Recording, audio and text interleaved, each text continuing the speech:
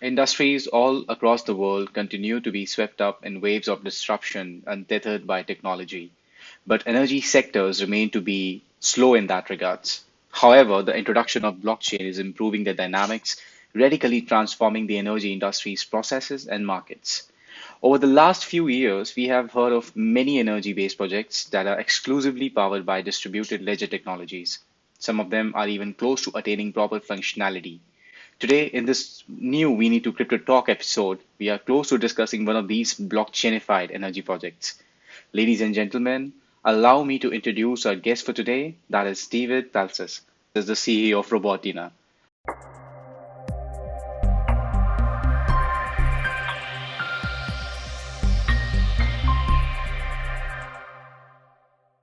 Hello, David. How are you? Hi, I'm fine, thanks. How are you?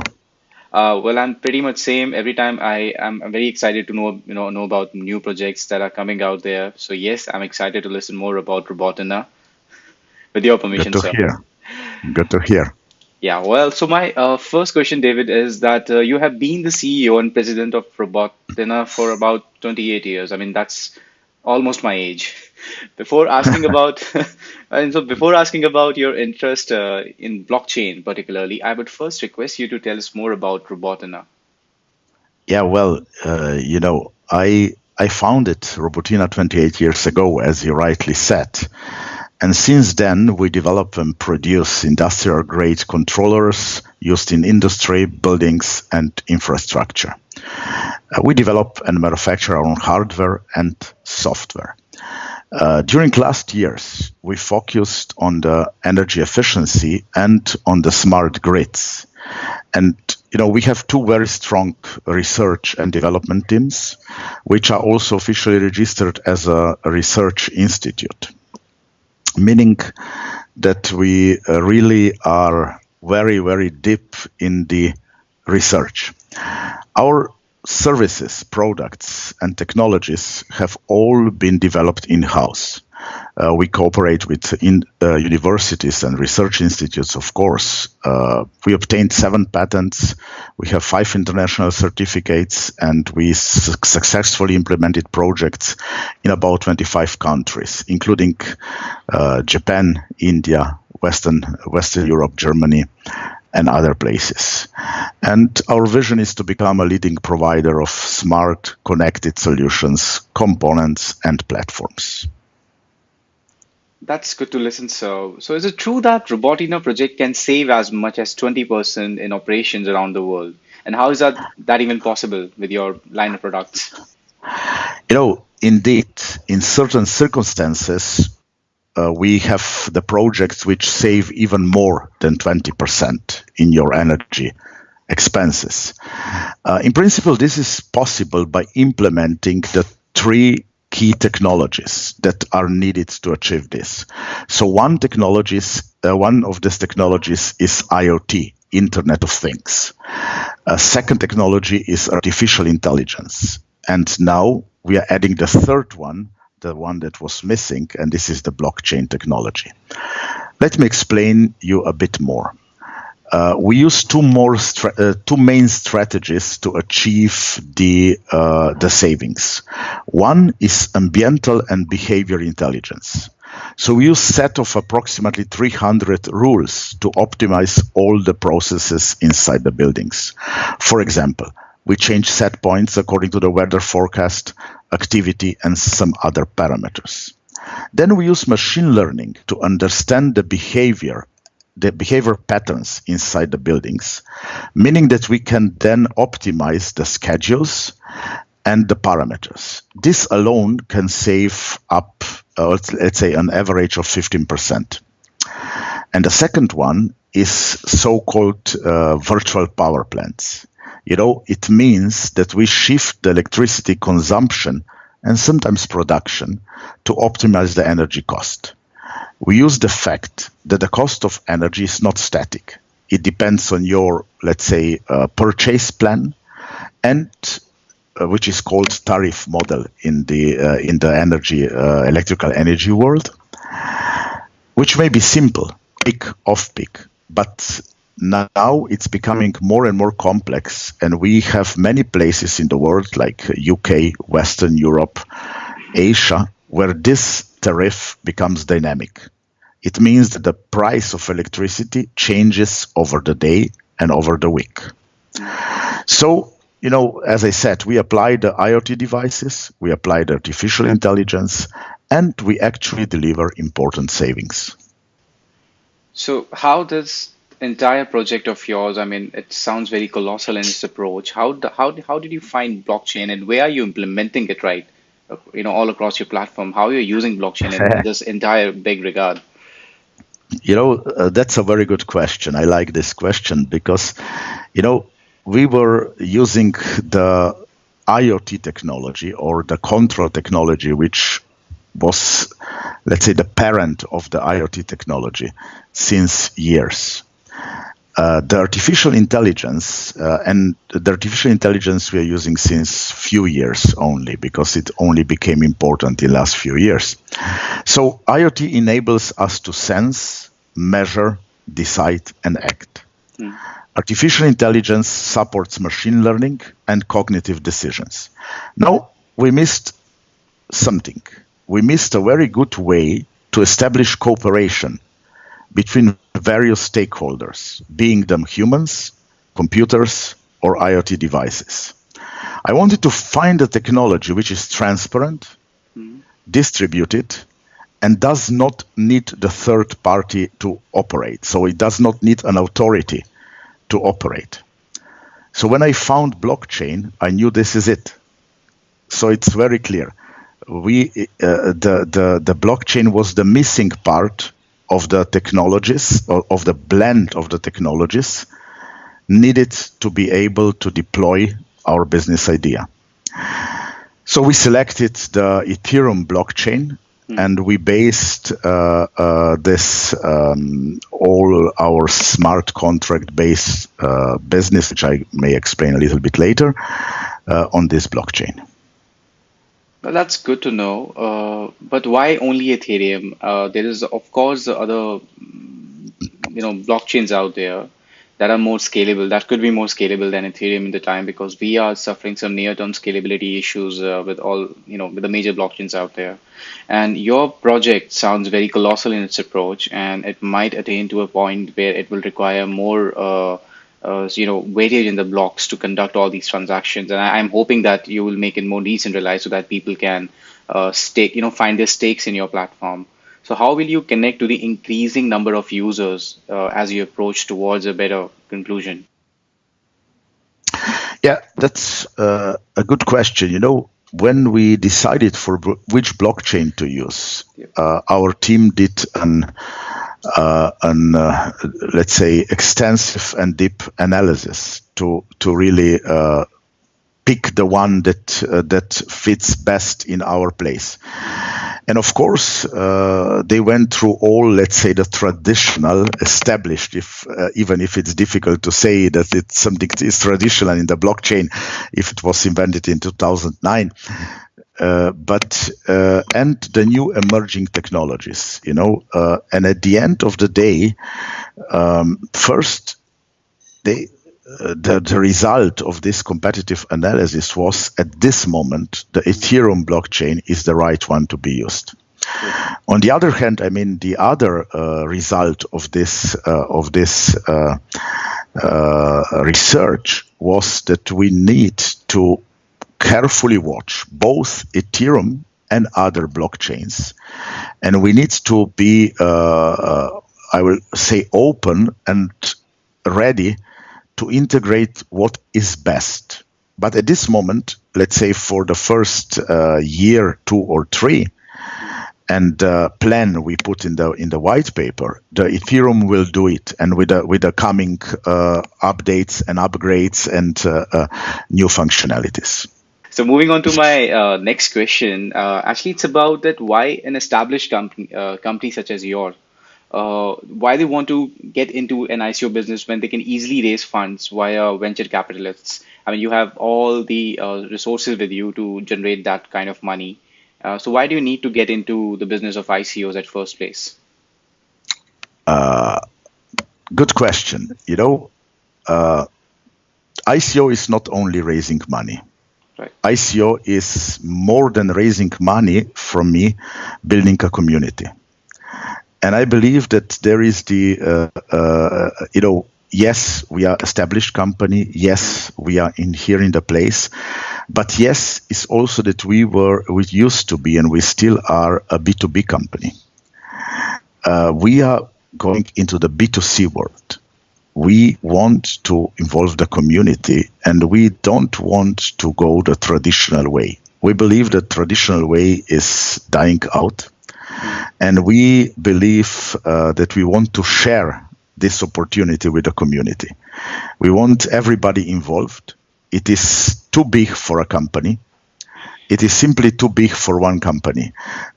It is something that we need to, let's say, motivate and enroll you guys, all of you, because we can change this from bottom up. That's the most important. We are going to, we are addressing one of the most traditional industries in this planet. The only industry that managed to be regulated top-down since ever, and still it is. Now we are coming from bottom up. So the only way we can do it is by engaging all the community, by getting people who believe in it, and by let's say, co-involving the people who want to change this world. Well, does it also mean that you have a maximum number of tokens? I mean, of course, you're coming up with an ICO, so you will have a specialized token for yourself and the community. So is it also true that you will be mostly distributing the tokens you have created, and it will be mostly issued among the public, not with you guys? Yes, of course. So how many tokens are there? And can you just let's just walk through it from the start. That how are you conducted this token sale? What's the name of the token, and how you're going to distribute it? So what's going to be its value? Just walk me through it. Sure, I will. I pick the key points. I'm sure that everybody can read the white paper and the light paper, but I think that there are a few important points, right, and I go through them. So first of all, we are looking to raise about $28.5 million of the counter value in Roxx tokens. Let's say the average value of Roxx is $5. Okay, so it means 870 and something million Roxxes. We will distribute, sell 70% of the Roxx tokens. So the 10% so the remaining 30%, we keep the 20% for everybody who contributed to the project, and we have the 10% in the bounty fund. So we are distributing most of the Roxx tokens. On the other hand, yes, if for whatever reason some tokens remain, we will burn them. So we will not keep them for ourselves. We'll burn them, meaning that there will be a limited number of tokens on the market. And if you know that the electric energy business will be around $4 trillion US by 2020. Wow. And we can save up to 30% of this electricity. No, I'm wrong. About half of this electricity is used in the buildings. Okay, so 50% of the 2 trillion will be used in the buildings, and we can save up to 30% of this 2 trillion. So the market size is pretty huge. We will start our ICO on the 21st of March, which is the equinox, and we'll end it by the end of April. So there's also an investment aspect attached to buying tokens these days, and people are mostly buying it because of the pump and dump thing. You can always see that if they want to make short profits and they want to make it in a very short time. And your token seems like something that has a very good intrinsic value, and people should hold on to it. So of course, there is two sections of people you're trying to target right now. having known that you're offering a bounty campaign, aren't you scared of that there can be a sudden dump after your platform is out and or after your tokens are out there on the exchanges? So how are you tackling those challenges if they arrive? Look, at the end of the day, I mean, this will sound a little bit over self-confident, probably. But, I'm really not afraid of people who, let's say, buy the tokens to speculate. I simply believe that this token is something that in which we build all of our expertise and all of our ideas. Our team really lives with this token, and I'm sure that all the mechanisms we built in the token will generate a steady requirement for the token. So tokens will be needed. The turnaround of the token in a year will be many, many times. So in the long term, the token and long term in this industry, maybe 1, 2, 3, 4 years, and it does not need to wait for 20 years, of course. So I believe the token will only gain it in its importance, and it is built in every transaction of our platform. So the benefits are enough for people to use and need the tokens. That's it. Well, that's good to know. And my next question is about the regulations. As we can see that the ICOs are pretty much in a gray area right now, and governments all around the world are having lots of discussion about it and how to regulate them. Some have even are even planning to ban it. So where does Robotina ICO stand as far as regulations are concerned? Yeah, okay. We try to do, we are doing everything according to the regulations that exist. But as you rightly said, there is some gray zone.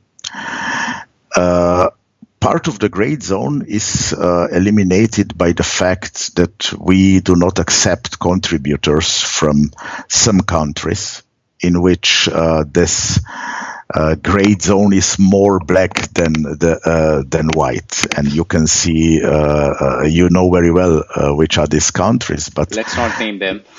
We will not name them, but that's very clear.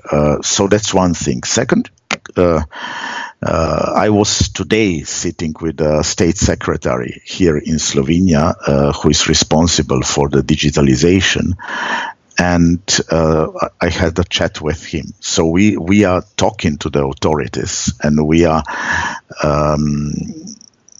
participating in the legislation generation process, which means that we have an open approach. We adopt everything which is to be adopted, and we believe that everything what we do is done right. And at the end of the day, we are paying taxes out of this.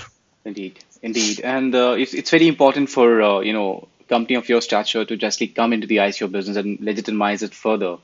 In my country itself, I have heard of Reliance. A company like Reliance is offering its own cryptocurrency soon. And Sure. that can actually, legitimize the entire industry in a very broad respect. So I really appreciate that answer.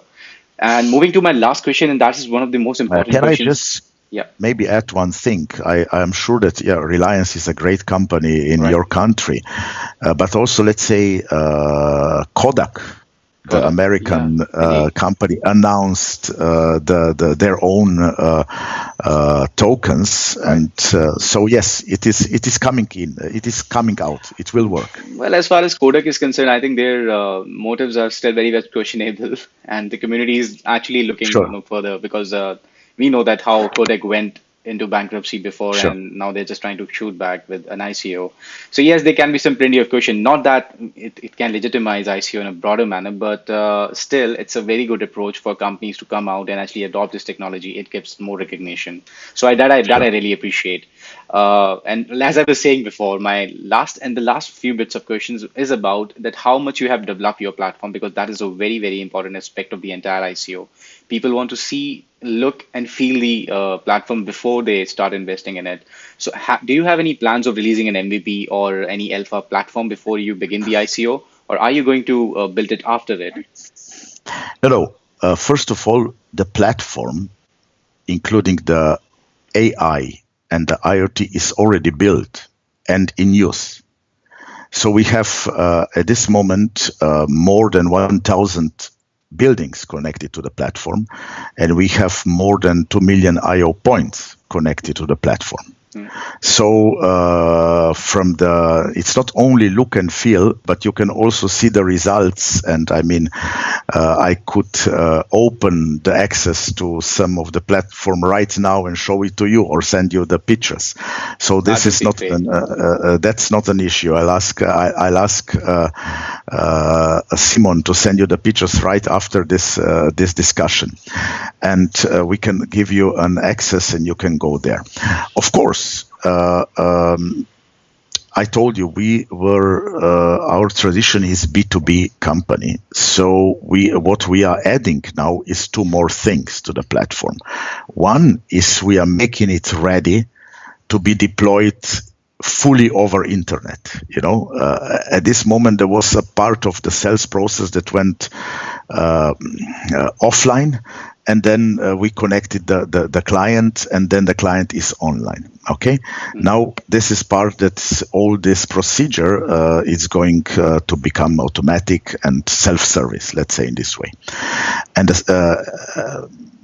self-service or O2O, okay, online to offline, because sometimes if you need some person to install you some IoT device, then you may find this professional locally, but from our list.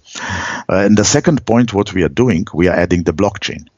Because as I told you, the blockchain is the last of the three main technologies to be added. But to make a long story short, the platform is available now. It can be seen, and the first